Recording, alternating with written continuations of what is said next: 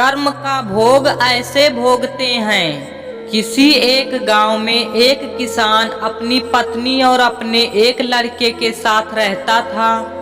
दुर्भाग्यवश कुछ साल बाद बीमारी की वजह से उसकी पत्नी का स्वर्गवास हो गया। चूंकि पत्नी की मृत्यु के समय उसका लड़का मात्र 10 साल का था, अतः लोगों ने किसान को दूसरी शादी करने की सलाह दी। अब लोगों के राय को ध्यान में रखते हुए उस किसान ने दूसरी शादी कर ली और उस दूसरी पत्नी से भी उसको एक लड़का हुआ। कुछ समय खुशहाली में बीता, फिर एक अनहोनी घटना घटी और दूसरी पत्नी की भी मृत्यु हो गई। अब परिवार में किसान को लेकर उसे 2 बेटे ही थे, अतः खाना बनाने, घर का चूल्हा बर्तन करने के लिए किसान ने अपने बड़े बेटे की शादी कर दी।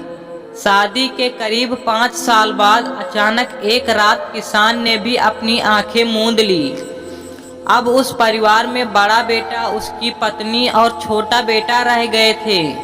कुछ दिन सही से कुशल मंगल गुजरने के बाद अचानक छोटे भाई की तबीयत बिगड़नी चालू हो गई। बड़े भाई ने काफी दवा झाड़ फूंक कराया, लेकिन कोई सुधार नहीं हो रहा था। धीरे धीरे छोटे भाई को लेकर बड़े भाई का खजाना खाली होने लगा और यह सब कुछ उसकी पत्नी से देखा नहीं जा रहा था। एक दिन पत्नी ने अपने पति को सलाह दी कि आपका छोटा भाई अब ठीक होने वाला नहीं है, अब इसका मरना तय है, अतः यह हमारे धन को बर्बाद करे उसके पहले ऐसा कोई उपाय करे कि इसकी मृत्यु हो जाए। ऐसा करने से हमारा धन बच जाएगा और आपकी संपत्ति से कोई बंटवारा भी नहीं होगा। तब उसकी पत्नी ने कहा कि हम एक वैद्य से मिलकर इसे जहर देकर ऐसा कर सकते हैं। पत्नी की बातें सुनकर बड़ा बेटा ऐसा करने को तैयार हो गया और थोड़े दिन बाद छोटा भाई वैद्य की जहर से मृत्यु को प्राप्त हो गया। बड़े भाई ने छोटे भाई की क्रियाक्रम ऐसे किया कि किसी को कुछ पता ना चले। छोटे भाई की मृत्यु के करीब कुछ ही दिन बाद बड़े भाई को भी एक लड़का हुआ और परिवार में खुशियां छा गई। धीरे धीरे समय बीतता चला गया। पति, पत्नी और बेटा तीनों काफी खुश थे। धीरे लड़का बड़ा होता गया, उसकी भी शादी कर दी गई। अब परिवार में 4 सदस्य हो गए। शादी के कुछ दिन बाद अचानक बेटे की तबीयत खराब होने लगी। अब माँ बाप ने बेटे को लेकर यहाँ वहाँ भागना चालू कर दिया, लेकिन किसी भी तरह का कोई सुधार नहीं हो रहा था। चूंकि बेटा एकलौता था, अतः उसकी बीमारी में माँ बाप ने पूरी धन दौलत लगा दी थी। इतना खर्च करने के बाद भी लड़के की तबीयत में कोई सुधार न देखकर माँ बाप और लड़के की पत्नी बहुत परेशान रहते थे। धीरे धीरे लड़के की सेहत और खराब होती गई।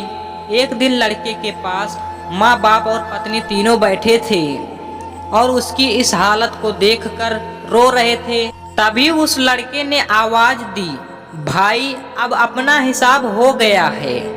लड़के की बात सुनकर बाप को कुछ अजीब सा लगा और उसने कहा कि बेटा, मैं तेरा बाप हूँ, तेरा भाई नहीं।